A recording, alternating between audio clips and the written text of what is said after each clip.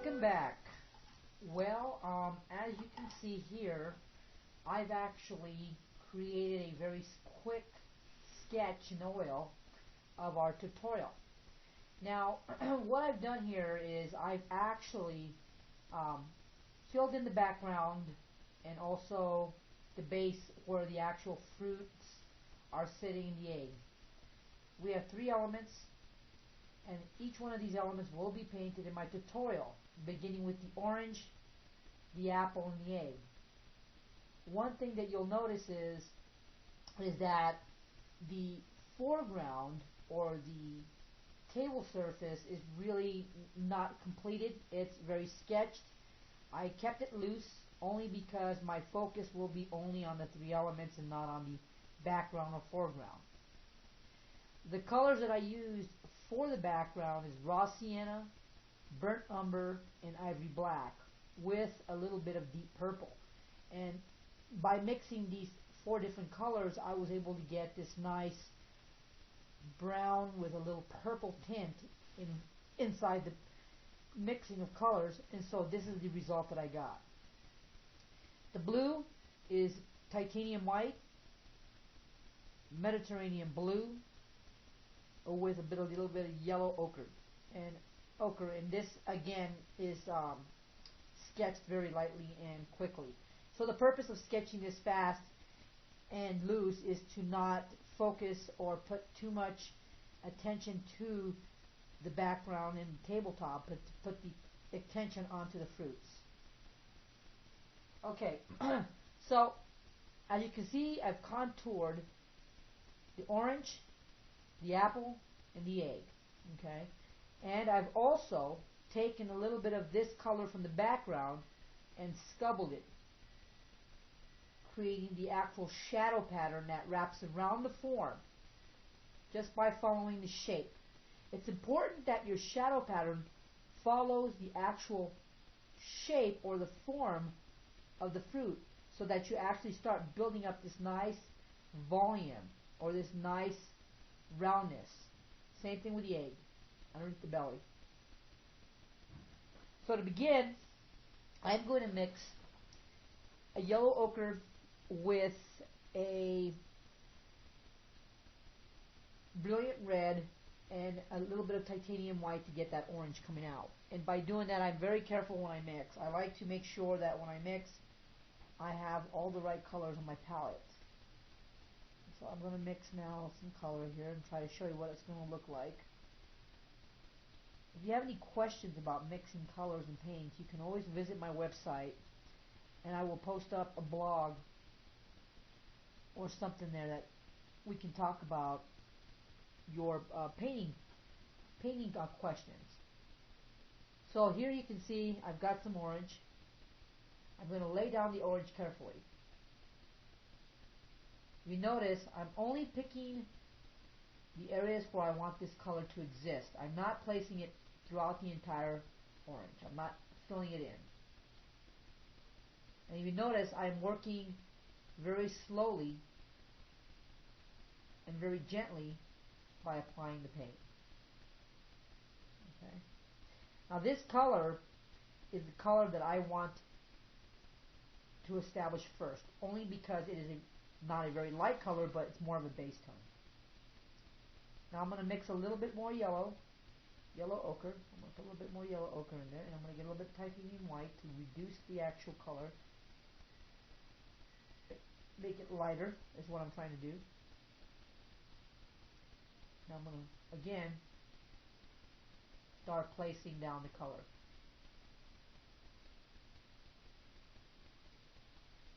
And if you notice, I'm doing this very gradually. Now, one of the things I want to do here is establish my highlight. And by doing so, I need to know where the highlight will exist. As if the light's hitting this orange, is the highlight in the hottest spot going to be here or up on top? I definitely want to bring it right about here. So I'm going to wipe my brush. Always clean your brush after you do your mixing of paint, only because it's a lot better to keep the brush clean and also free from paint that you don't want on your canvas. Now, let me get some of this titanium white again. I'm going to place it right in the middle. Have you noticed what I'm doing? I'm creating various layers of color. Okay. That right there is going to be my lightest color. Not the lightest of the light, but the lightest color and value I will use.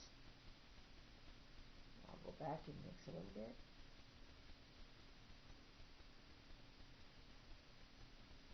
And you notice I'm keeping it very, very loose. Okay. If I want to go back and start going back to this value, all I got to do is put a little bit more of that paint on my brush and slowly blend it in. And I'm working my way, blending in with the orange. There you go. Now you start to see the evolving layers or colors that are starting to take form. Now the next step is this shadow pattern. We now know that the shadow pattern back here is the same color as the value on the actual background. I can get some of that color. So we'll do that right now. Mix it up a little bit. Now it's not very dark. It's very translucent. And I'm going to keep it that way because I really don't want to make this extremely dark.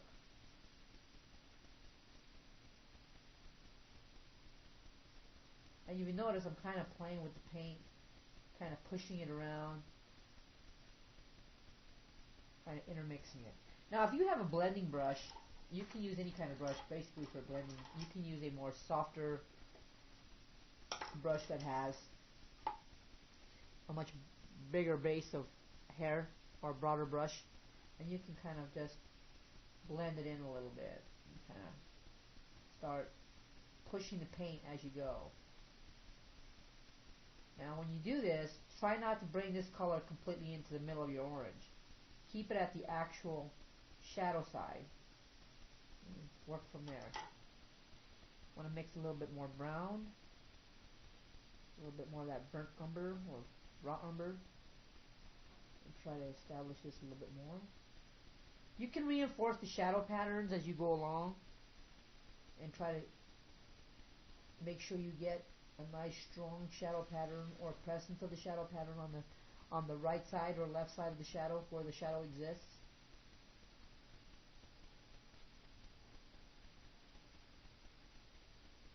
Okay.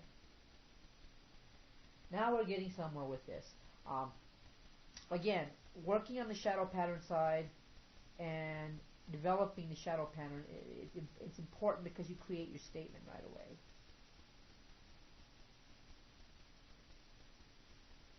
I'll carry the shadow down at the bottom. Okay. Starting to evolve, starting to take shape and form. Clean my brush. Always remember, clean your brush after you finish mixing one color and moving on to the next. Get some more of this paint involved in here. Now I'm going to keep working this paint and using some of this value and carrying it over just enough to start giving me an actual nice base tone. Okay.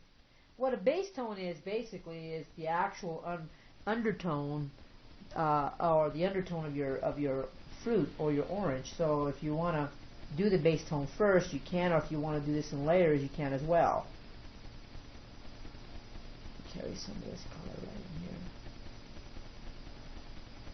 Now don't be afraid to get a little loose with it. Just kind of push the paint around.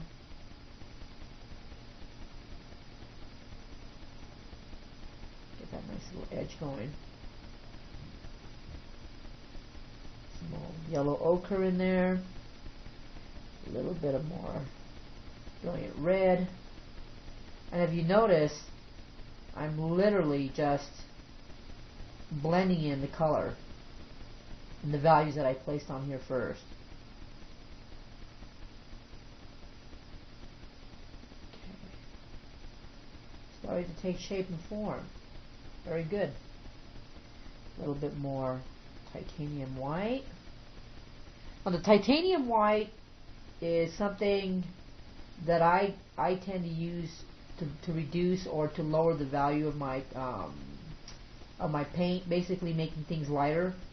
So if I use titanium white, I use very little, but just enough to get the value reduced by one shade or one gradation down. Okay. Now we're starting to see some things happening here. We're starting to see that the hot spot where the light's coming from here is going to exist in this area. We notice that these values are starting to get from a more orange or yellow orange to a much deeper orange down to a more reddish orange. Okay. Here again.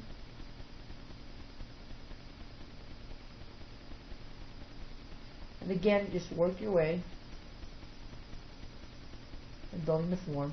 Now don't worry about making this completely perfect in the beginning, because you will work on this probably for a couple of hours trying to establish the form better, trying to get a sense of the form and the roundness. You can already see that the roundness is starting to happen. Clean your brush. Let's go back and reinforce the shadow pattern a little bit more. So I'm going to go back in here. And I like doing this, you know, going back and forth and establishing my shadow pattern a little better.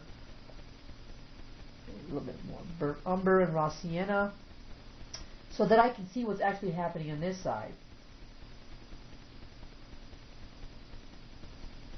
Just slowly evolving the orange. Now I do not want to carry the shadow pattern all the way to the edge here, because behind this is going to be the reflective light we talked about before. When the light comes through here and hits the table, it bounces back and shoots back a reflective light behind the shadow. So we want to keep the shadow not to the edge. I'll bring it down in here. And you notice it's starting to evolve.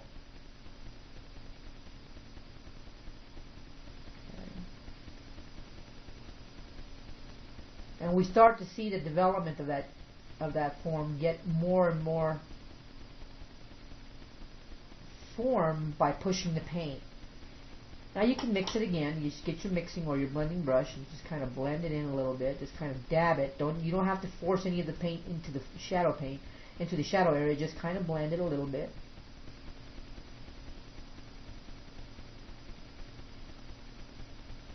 And you notice the form is starting to happen. Things are starting to begin to take shape. And already we're starting to see that this is already becoming a round element, a round object, and it's got roundness to it, it's got form. So that's what we were trying to establish in the beginning.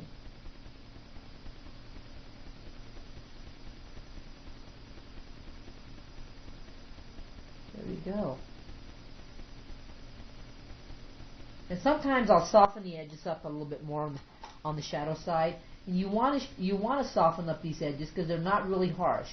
They're real subtle changes from the light to the shadow. So you want to be very, very subtle. Almost delicate subtle. Okay? Go ahead and clean your brush again.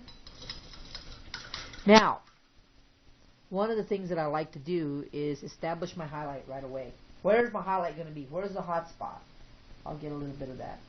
Titanium white.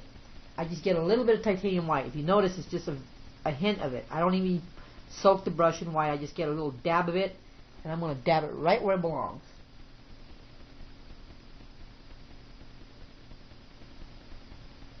Right there. That's where my highlight's going to be. Okay? Now, if you want, you can get your blending brush and kind of blend the corners in a little bit so you don't have the highlight become separate from the actual orange. You can kind of see that the highlight is right there. Not bad. Go back to putting a little bit more orange on here. Now, you want to make sure too that when you're working with your brush or your paint, that you don't have any other color on that brush. If you start to see that this color is over here, or if you got any of this color existing over here, you are definitely going to change the value of that color right here. So you definitely don't want to do that. You want to make sure you have the appropriate color on your brush. Now this is more of a richer orange. So if I apply it, it'll be a little bit more rich. And sometimes I'll go back and move the paint around a little bit, do a little bit more blending, a little bit more softening. Okay. Starting to evolve. Now again, when you look at something like this, it takes time to develop, it takes time to create and establish the form, and of course you're going to go back and you're going to change things, you're going to keep adding to it, you're going to keep changing colors. I mean, it's a beginner's way of learning. For me, I already know exactly what I'm trying to do, so when I lay the paint down, I'm not trying to rework the paint too many times and then muddy up my colors. I'm trying to keep that nice richness in the paint without destroying it. Okay? Some of this going on. Some of my Candium Red. Some of this Burnt Sienna. Now sometimes I'll go back like this and start adding a little bit of this vibration of color behind the shadow. Only because I want the actual shadow to shimmer a little bit more. And when I say shimmer, I mean I want it to pop. Okay? And popping it out requires a little bit of a more brighter color inside the shadow pattern. Okay, let me get some of that in there. I need to get some more brown in there. Some purple. I mix a lot of my colors as I go along. I mean, it's just a habit of nature that I have. And again, I'm reinforcing the shadow pattern. I'm not getting very opaque with it. I'm getting translucent. So when I keep things translucent and transparent, I'm not ruining the overall effect of the shadow pattern.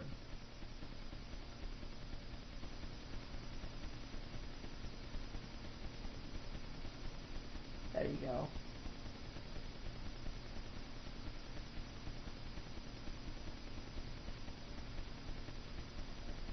Looks a lot better. That roundness really does take shape. Now, for the reflective light behind here, you're going to want to carry some of this color back on the rim side or on the back side. In order to do that, you're going to use the same color you created from the get-go. So let's clean my brush. And let's go back here again. Now, put that white in there. And sometimes it's good to just, you know, see where that rim shadow is going to fall. Probably going to fall right there.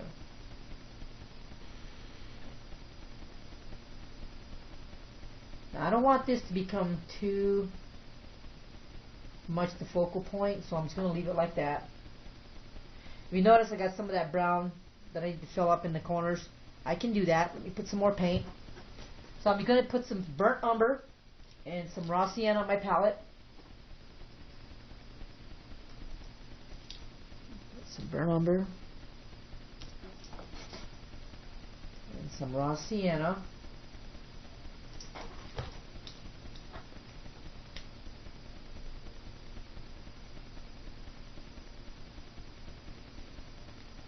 Okay.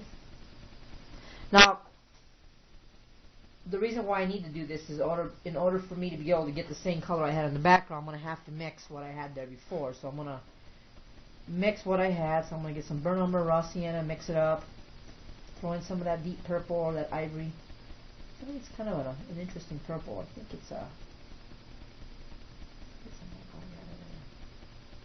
Make sure your brush is free from any type of artifacts. You know, if you're starting to notice that you have dry, I call them dry particles on your brush, get rid of them. You don't want that in your paint because it becomes very, very annoying.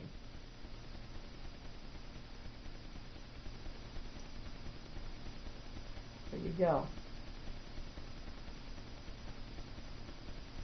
And when you're painting your orange or your apple or whatever type of fruit you're painting, you know, step back for a moment and take a look at it and say, okay, how is it starting to take shape and form? How is it starting to evolve? Is it progressing the way I want it to? Is there something I need to do to it to make it better? And, you know, just step back for a moment. Take a look at it. See what things you need to change, what things you need to improve on. Okay? You know, can we bring some of this color in here? I like to take some of the background color and bring it into my shadow pattern, only because it reinforces the shadow to look more, much stronger than what it is. Okay. Alright, so I'll get my blending brush again.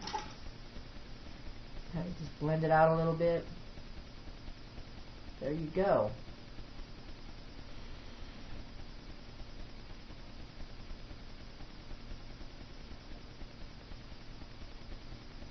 Very subtle, very, very soft. I'm not pushing any of the paint all over the place. I'm just kind of randomly picking places that I think needs to be softened and improved on.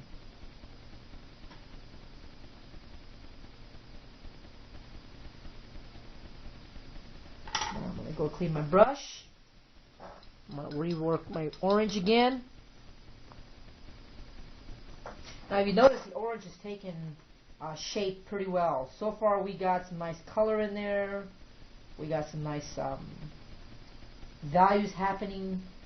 And I'm a big stickler for making my orange or my fruit look very edible. And so when I look at this, I said, you know, wow, I could really see why somebody would want to eat an orange, or why it looks so delicious. Well, because you make it look edible, and you make it look believable that, yeah, you want to take it right off the canvas and have a snack.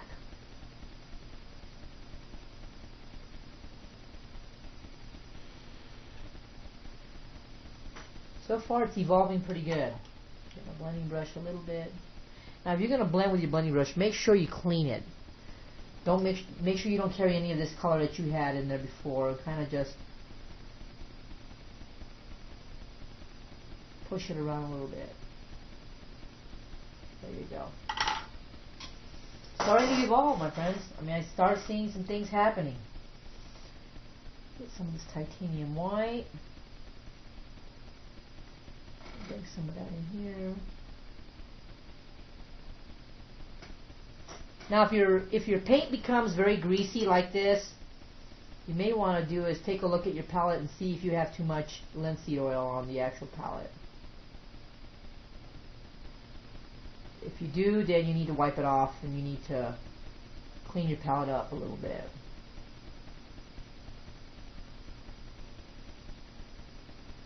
There you go. Oh, it's starting to really take shape. Starting to like what I see here, and of course you can carry some of this color over. It's starting to really shape up nicely, and of course you're gonna rework this quite a bit and try to make sure it looks as good as you can get it.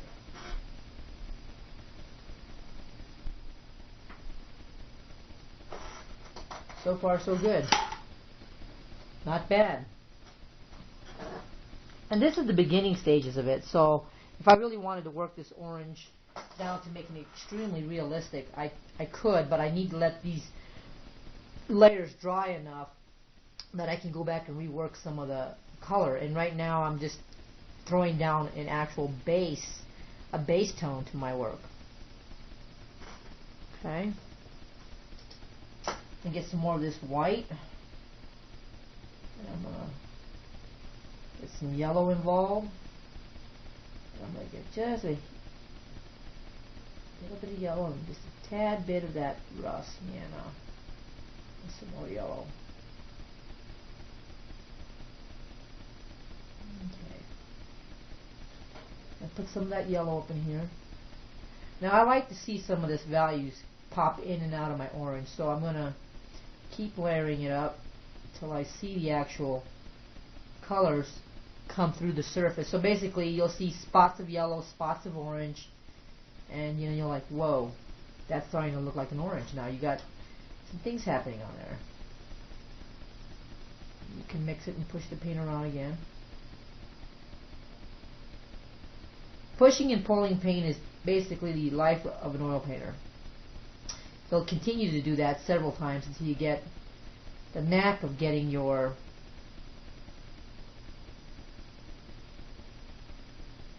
form more and more progressed as you go along.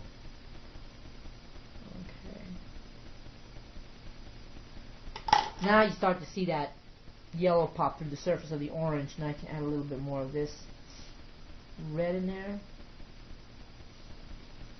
And basically I'll keep doing this until I'm really happy with my values and the different changes I have in the orange. And I keep applying different layers of values, and I start to see the layers start coming through the orange a little bit more, or through the fruit. Okay.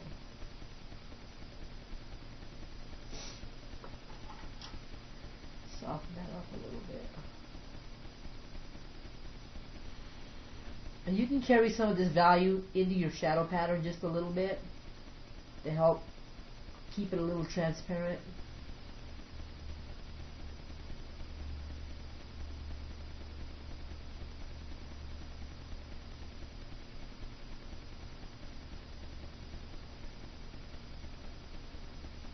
Starting to really come out nice.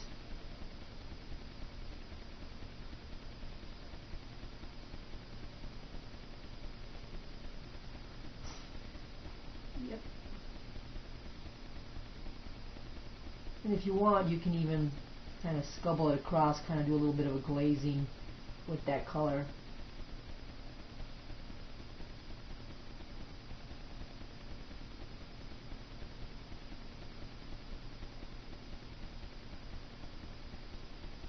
Carry it up a little bit.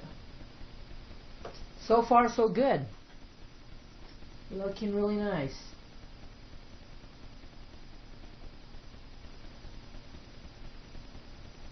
Very nice. Okay, so we now established the form. We have the shadow pattern, the light side. We have various values included. It's looking like an orange, and we actually have something that's really starting to take shape and form. So my next thing is I want to make sure that what I'm doing here is going to be translated here very well on the apple. And the apple will be another tutorial. I'm not going to shoot the apple today in terms of painting it, but I definitely wanted to show you how to paint an orange and the basic foundation of painting an orange, and this is what we have so far as a result. And before I go, let me do one more thing. A little bit more titanium white. Saw that now. I'm going to carry some of that little white, titanium white, and some of this into my orange right in here.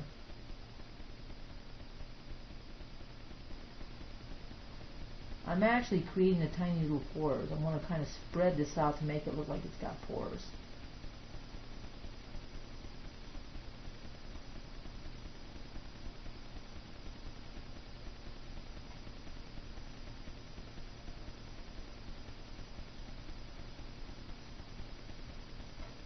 Using that titanium white again.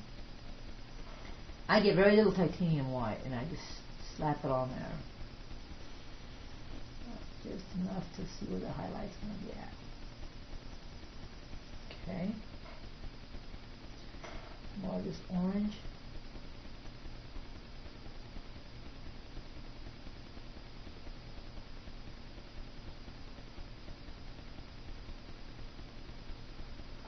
Very nice.